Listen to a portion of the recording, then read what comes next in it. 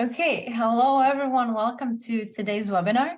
My name is Barbara. I am a customer success manager here at GIS Cloud, and joining me today is my colleague and teammate Boyan. Hello, Boyan. Hello, everyone.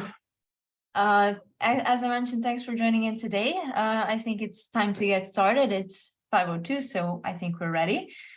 Just some housekeeping before we move on to today's topics. I do want to mention that today's webinar will be recorded. So if you'd like to watch over it later, or maybe if you need to finish early, you'll still be able to catch everything.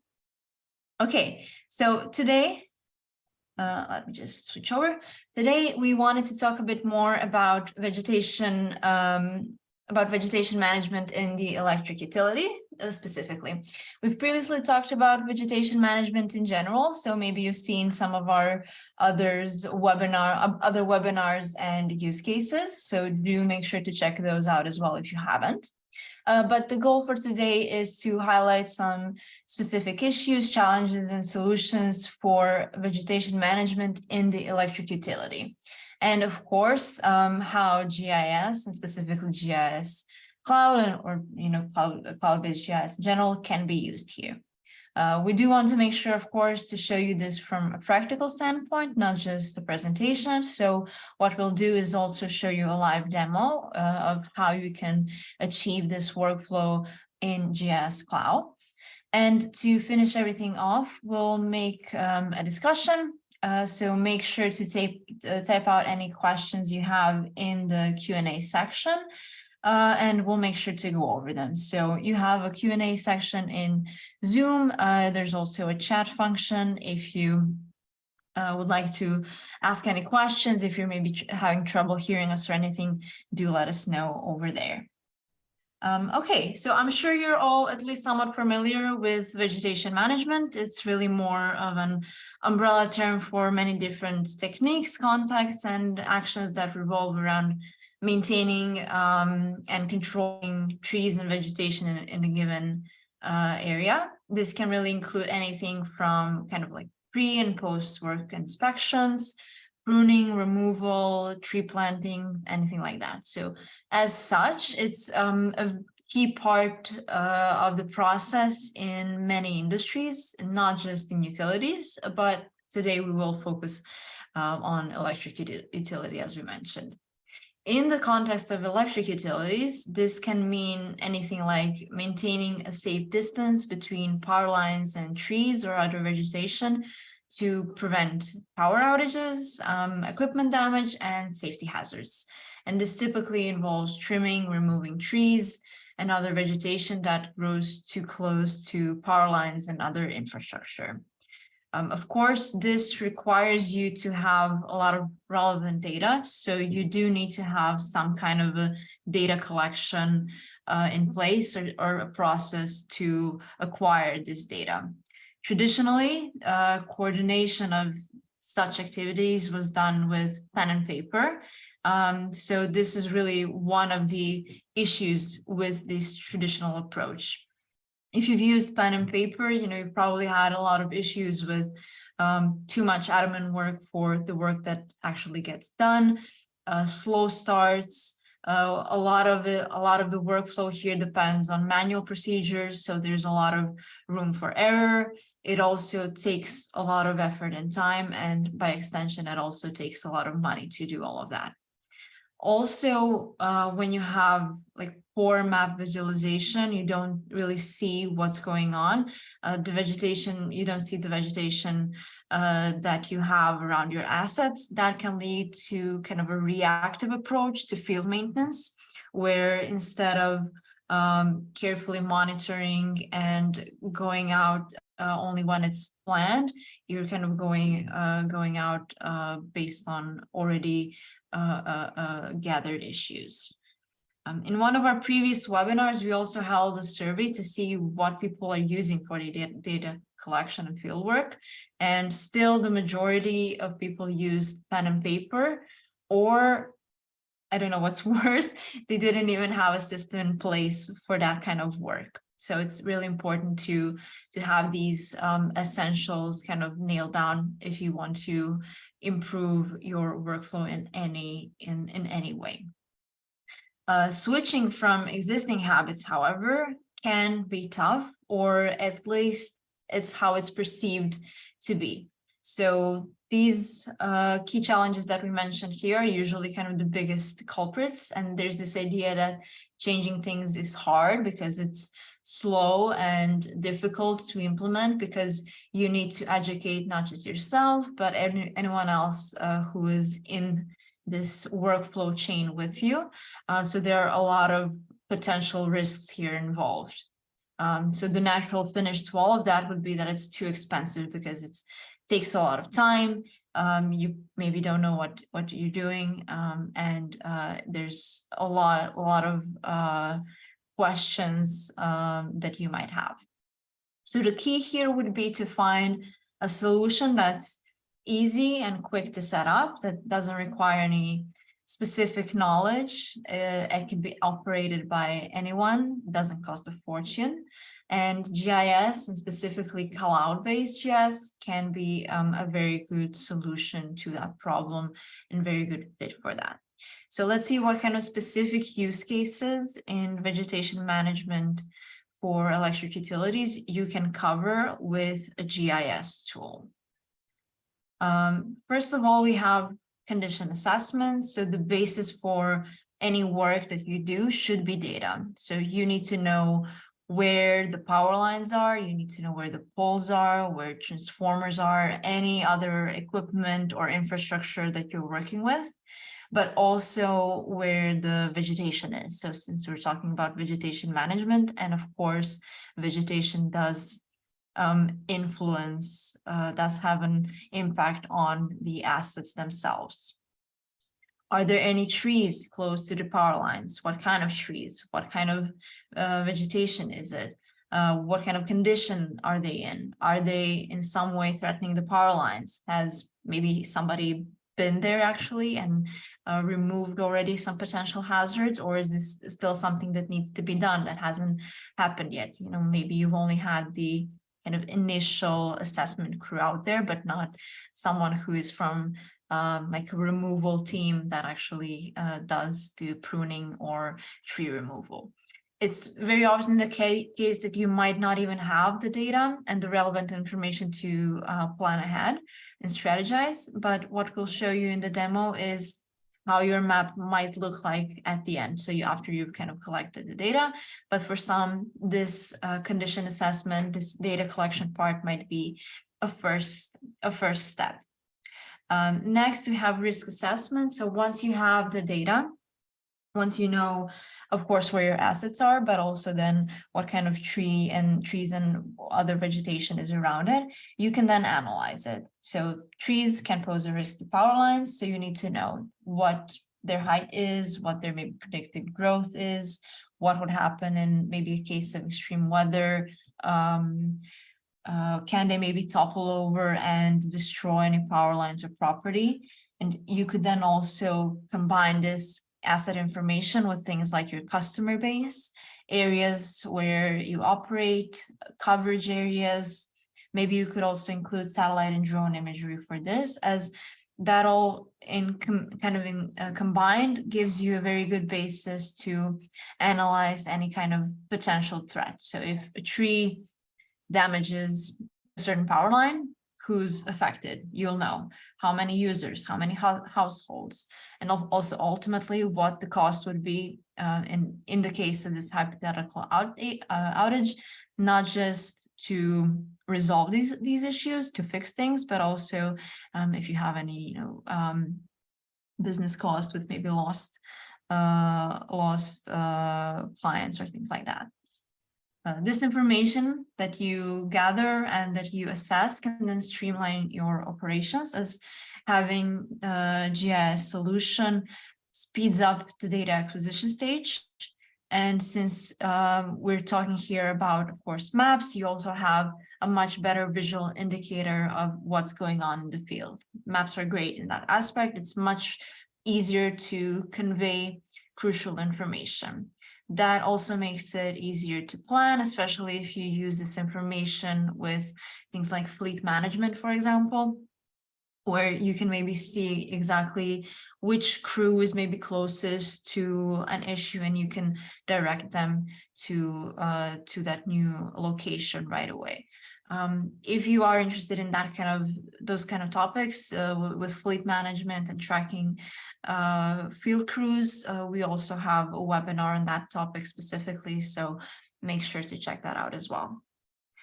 Next is compliance monitoring. This will vary greatly depending on your location, but it's very often the case that you might have some regulatory requirements that you need to meet, maybe a certain number of times per year or per couple of years that you need to make these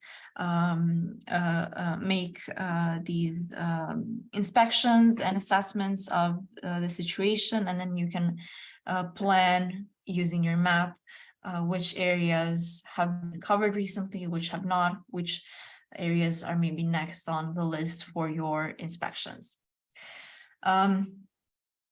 Finally, tracking and reporting. Of course, everything that you do needs to be documented. You might have some work orders that you're working from. You maybe need to hit certain goals.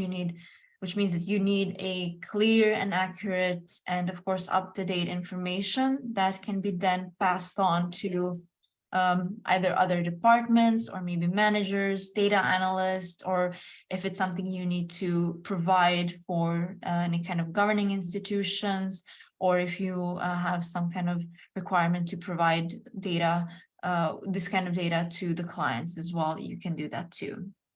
As an example, your workflow might go something a bit like this. So you inspect the areas around power lines in the field. So that's your kind of first step with the data acquisition and assessment of the conditions.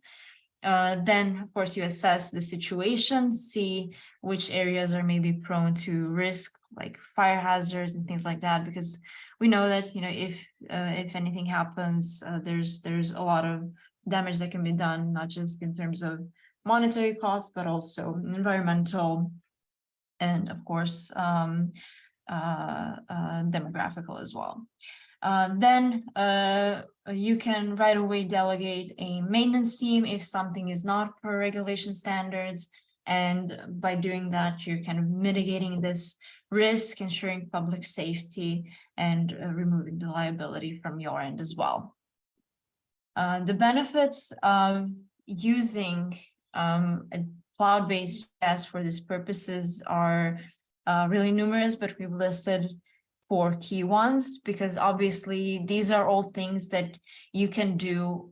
You can do them with pen and paper. You can do them offline and things like that. But having a one place, one system where you can merge all of that data and analyze it and share it very quickly and easily with others speeds up all of your processes much more, and is a much better tool than of course just using pen and paper. So the key benefits that we listed here are improved efficiency, because you do get your data quicker. You can send someone to resolve issues quicker, and there's no kind of wasted hours or cold runs or anything like that.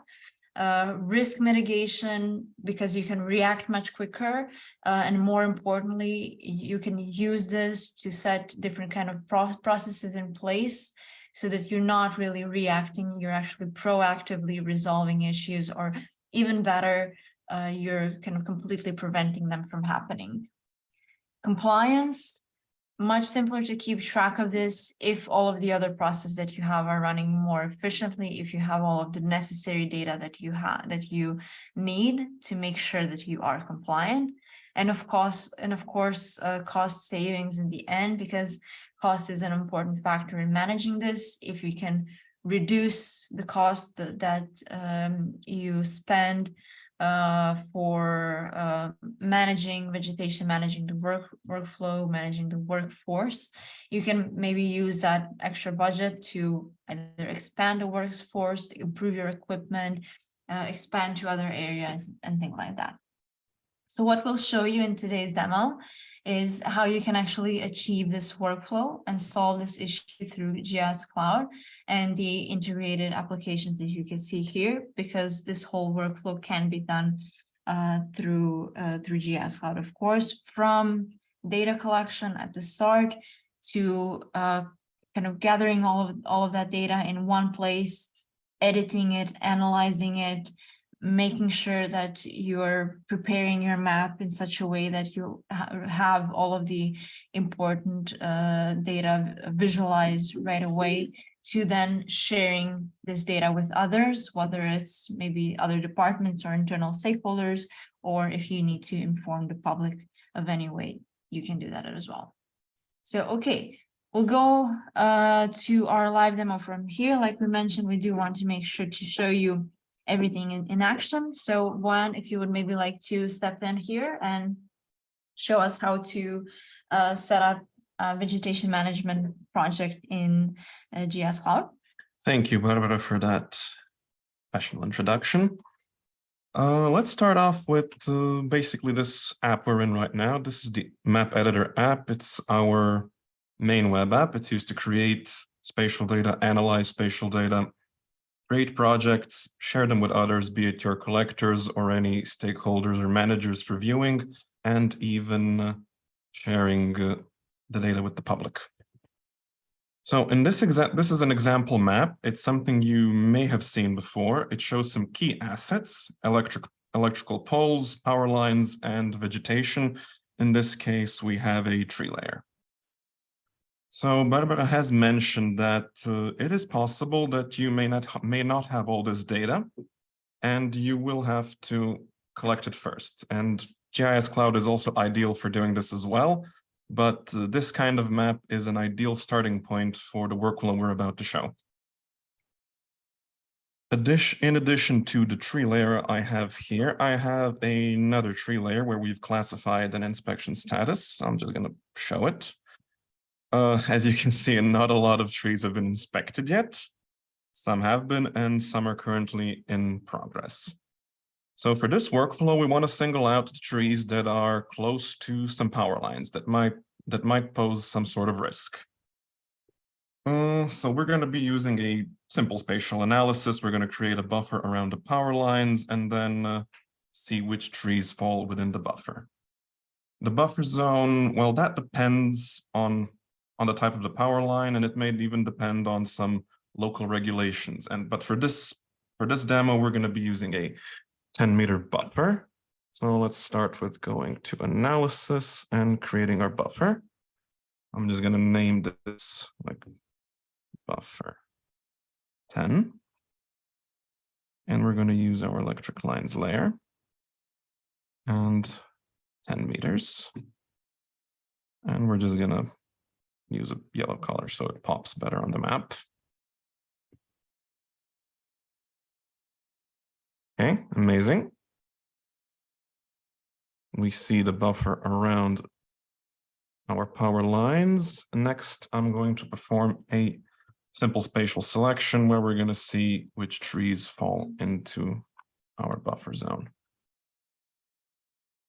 And that's essentially our right-of-way area where we have our power lines, and we want to make sure to see which trees are falling into that area right next to our power lines.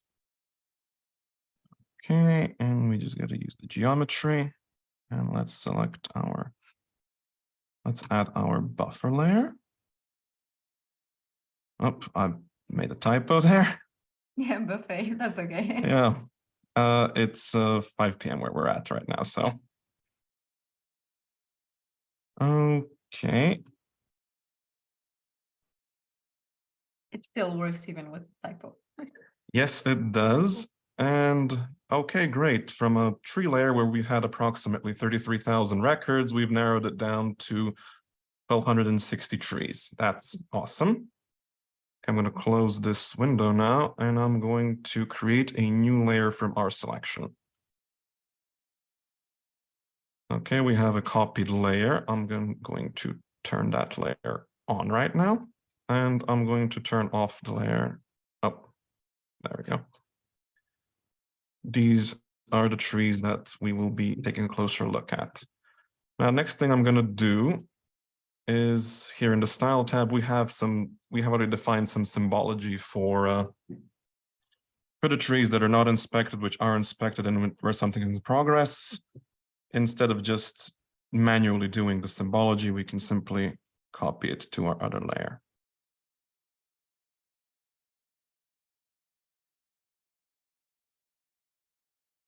There we go. And maybe we can even rename our layer just so we know that these Yeah. are trees that are next to our power lines.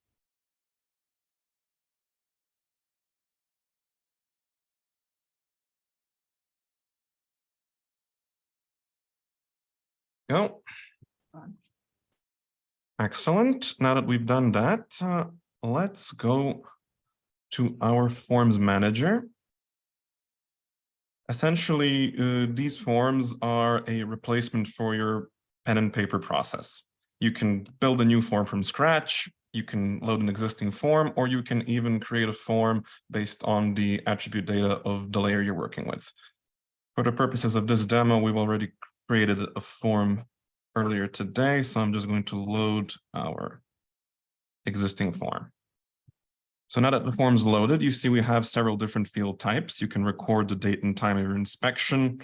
You can record some photos, be it before the work you've done and after the work you've done. You can use this radio buttons to select what work has been done. For example, here we have hazardous tree removal, tree pruning, brush removal, and so on. We also have plain text and number fields, and here I have a username field which is going to be invisible in the form in the mobile app, but it records the username of the person who has performed the inspection or performed any work. Also, I'm going to add one more field since we already have the an inspection field, but we don't have it in the form, so I'm just going to add it. There we go. And we've had 3 values.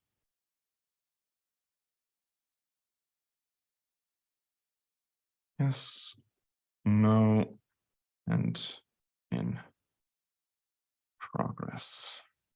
Okay. Barbara, what do you think? This should be a required field, right? Yeah, I think so. We want to make sure that we know whether that's been done or not.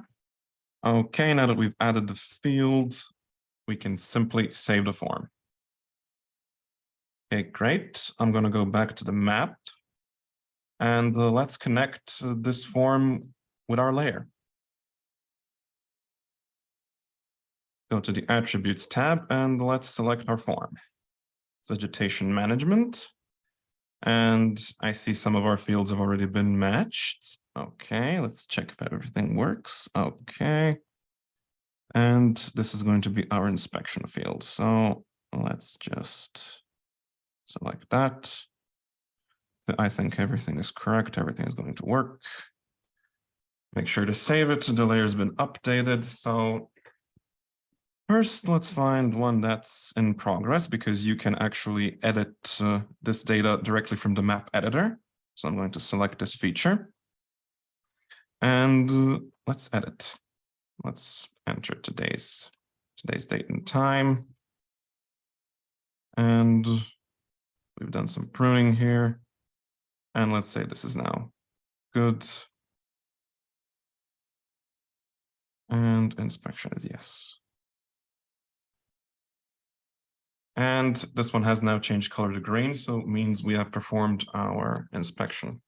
Next thing I'm going to do is I'm going to share this map with Barbara, who's going to be running things on our mobile data collection app. So you just simply share and enter the username. There we go. I hope you enjoy our names here for this demo. And I'm going to click share. And I'm going to give Barbara some collecting and updating permissions. And now the map is going to be updated in real time. So that's the true magic of GIS in the cloud. Exactly. So let's take a look at what we can do with this map now that has been shared with, let's say that our Bruce user is our field worker.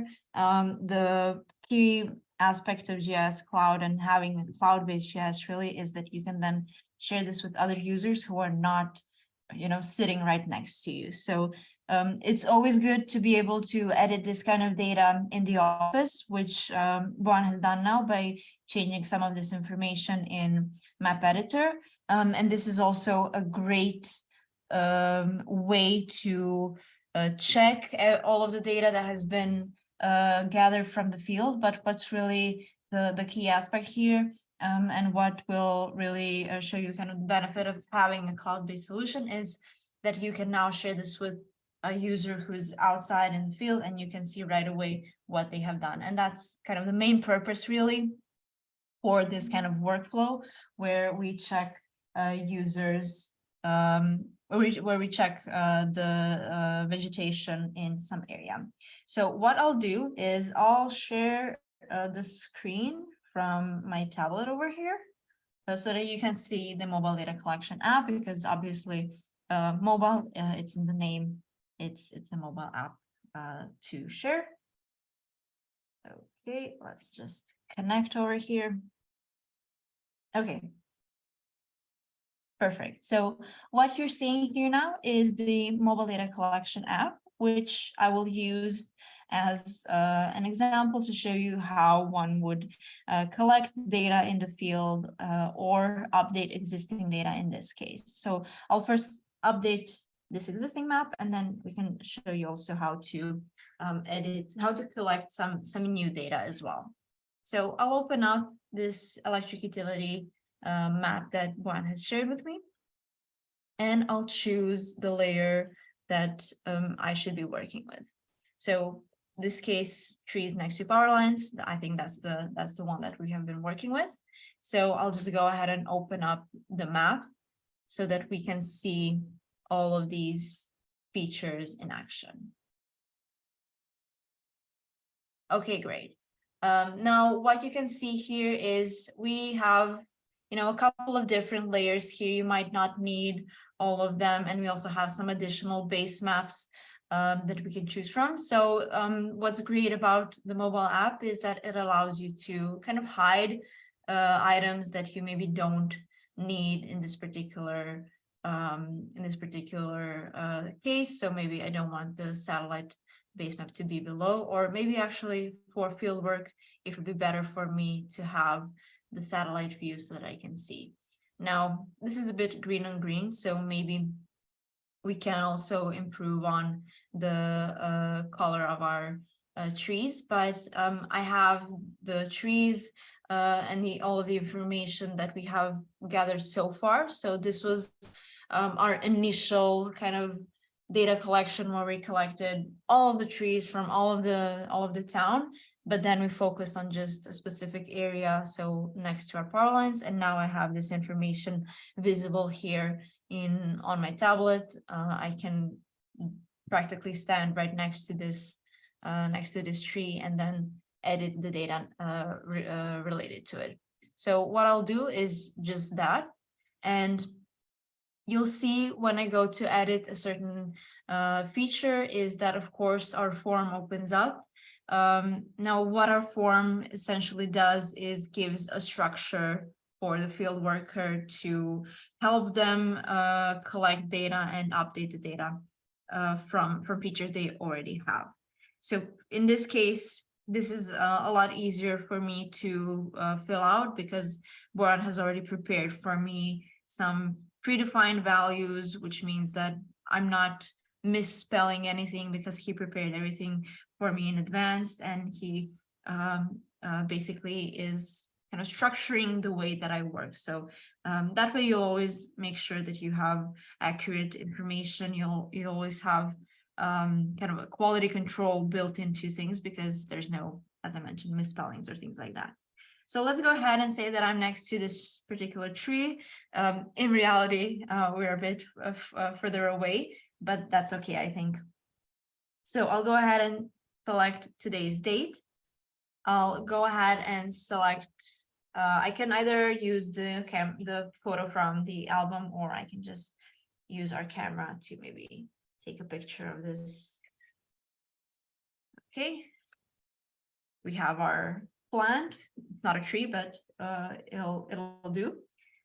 What kind of work has been done in this case? Let's say that we've done some herbicide application, and let's say that it's okay for now, so there's no additional work that's required. So after we've done that, we can also take one more photo of the same tree or plant in this case, and say inspection. Yes, that has been inspected. Excellent. And we can accept this edit. Of course, what we can do to further help us identify which areas specifically need any kind of editing is by simply turning off and on some of the classes that we are or are not working with. So in our case, we want to make sure that we only work on trees that are not inspected, so we can just remove the rest from our map. So we're not kind of deleting the data, we're just hiding it temporarily, and maybe we can search and see where there's any kind of red tree that needs updating so that we can see. There we go. So this one, I know that it's not inspected, so I can do this inspection again. Choose today's date, take a picture. Okay, a bit shaky over there. It's a big tablet. And let's say that this this particular tree needs some kind of tree removal because maybe it's maybe it fell over, and we need to remove it from our power lines. Maybe it needs some additional work because there's part of it that's still left. We didn't have space to remove everything, so we need to make sure that needs another check.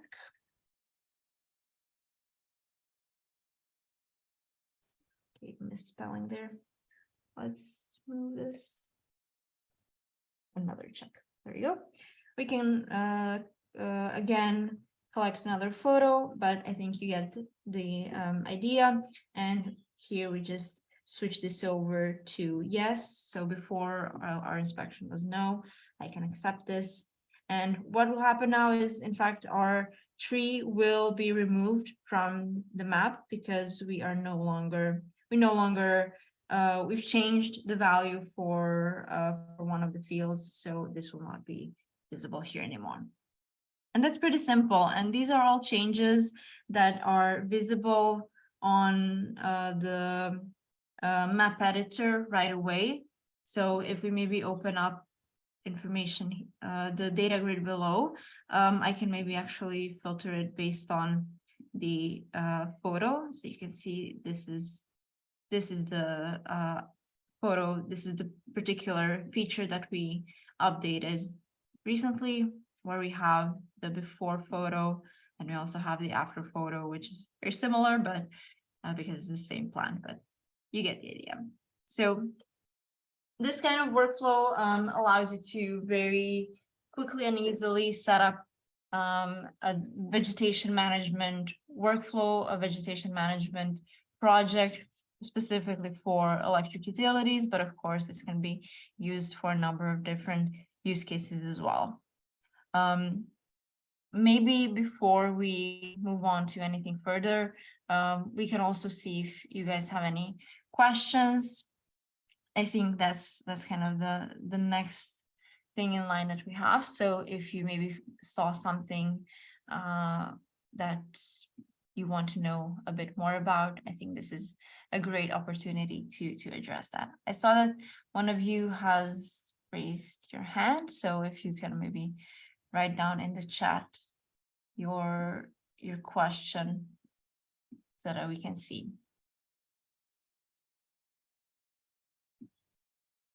Okay, we'll give you a few minutes maybe to get the questions rolling.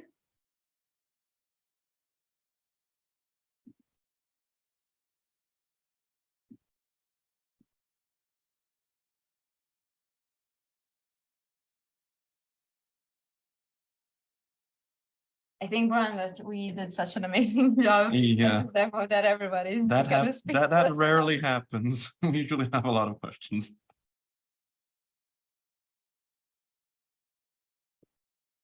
Okay, we have a couple coming in. How many users can collaborate on the same project? Well, the question really is, how many users do you need to collaborate on the same project? So there's no really limit to how many users you can share your projects with. It's just a matter of how many users need access to that particular project or that particular map or that particular data. What's great is that you can also give different kinds of permissions. So that means, for example, Buan gave me the permission to both edit, so update the data, and to also collect new items. But you might be in a situation where you want the user who's in the field to be able to only collect new data, because you don't want them to change anything that's already been done, or you maybe want them to only be able to update new data as well, not just not collect new things as well. So very different permissions you can set. There's also different permissions you can give to users who are accessing this data through the web applications, because what we've shown today is sort of a vegetation management from the perspective of fieldwork. So a lot of this has been focused on fieldwork, but of course, one of the aspects of the vegetation management we emphasized is also sharing this data with others, with stakeholders, with maybe data analysts, with other departments who also need this data. You can also then give those users different permissions as well, whether you want them to just view the data, do you want them to make any kinds of changes to the data, do you want them to maybe be able to download the data for their own use. So there's a lot of options that you can do, that you can have here, and we didn't even touch on kind of additional integrations with other systems as well, because that's kind of maybe a next step in optimizing your workflow further. Okay, I think that's one question. Not maybe you can take. Yeah, we have another question. Can it work offline? Yes, GIS Cloud can work offline. You can simply, like we've shown in the demo, you can use the mobile data collection app offline. But before you use it offline, you need to download the map and the entire map, which basically downloads the layers you'll be working with and the form. So you can go to a place with minimum or no internet coverage, you can collect or update your data, and everything will be stored in the data queue. So once you connect to the internet, all the data will be automatically uploaded. So that's the shortest possible answer. Exactly. So just make sure that you're prepared, prepare the map before you go offline, essentially, right? Yes. Okay, next question. How can one carry out inspection in real time or live location? How do we know which particular tree we are inspecting per location? So when you're using the mobile data collection app, what we've done here is we've essentially edited data that has already been on the map. But what we didn't show you is that you can also collect data, new data. And then when you're collecting this new data, or even if you're editing the location of existing data, you are using the device's location to see where you are. And you can even, let me just check over here.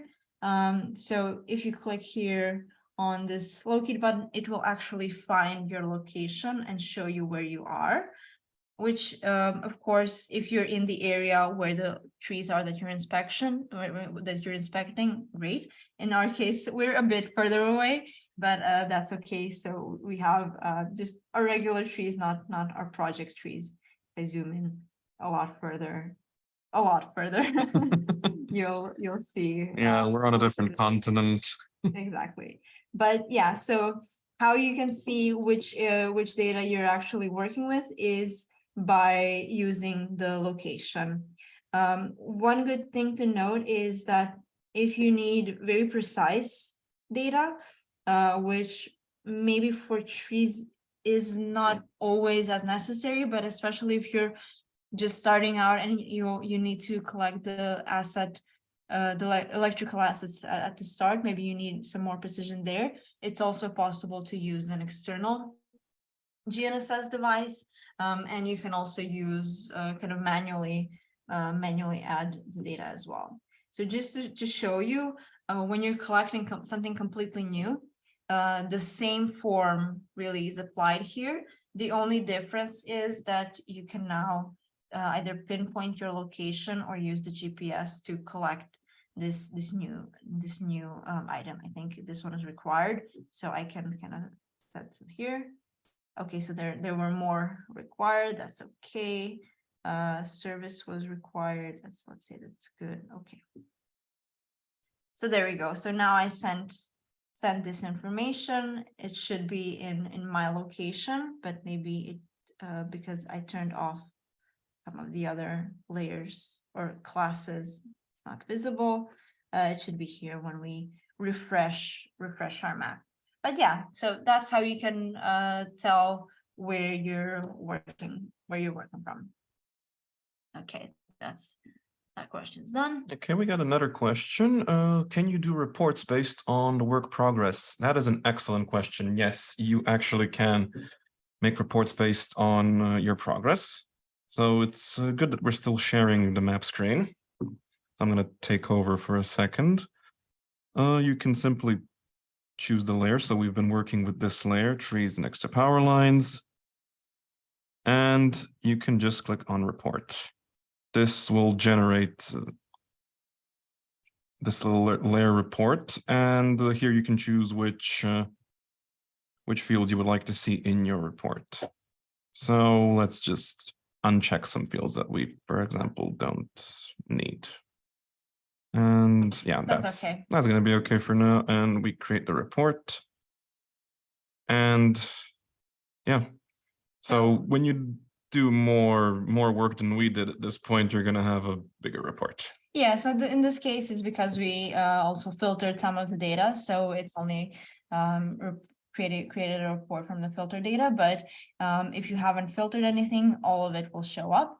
And the great thing is that you can also, we also have an option to have custom reports, so that if you have maybe a particular template that you're using to provide these reports to other people, that's also possible. Okay. Is there a PowerPoint presentation? The webinar will be recorded, as we mentioned, it's recorded, and the recording will be available online, so you can check that out. Okay. Can the app be customized to manage attributes, for example, assign an automated unique ID to new features? Well, it can be when you add new features, they automatically get a new feature ID. So that's kind of already done automatically. There's no additional setup needed for that.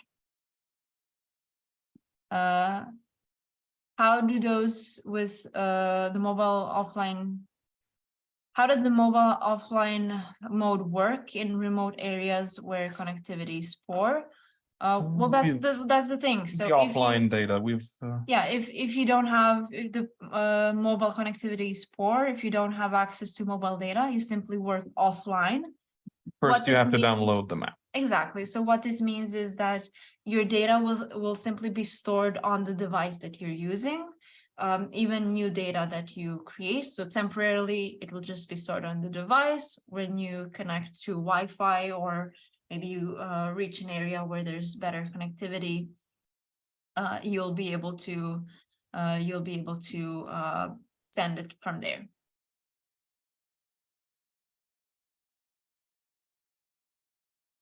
Okay, we had some questions about sample data. So we really used open data that's available online. So I'm sure you can maybe find it even for a specific area that you're working with. I think maybe that would be a better option than us giving you some random trees that you don't have any use for. Okay. Maybe one final questions. Any kind of plot charts available? As we mentioned before, there are ways to customize your application and also reporting. So what you could do is have a custom, maybe like a dashboard where you have plots, where you have charts and graphs that show you maybe what work has been done per worker, per user. Maybe also you want to have some dynamic data, see how many assets have been inspected, how many trees needed pruning in the last, I don't know, a month, a year, however long you need. So there's a lot of options for app customization to really make it fit your specific needs, because of course what we're showing is quite general. Okay, I think that's kind of all we have time for now. Almost 50 minutes. That's, I think, very good. Of course, if you have any additional questions, if there's anything else you would like to know, if you would like to maybe try it out, do feel free to reach out to us. You can see the email on the screen right now, or you can also reach out to us directly through here. Okay, thank you everyone for joining today's webinar.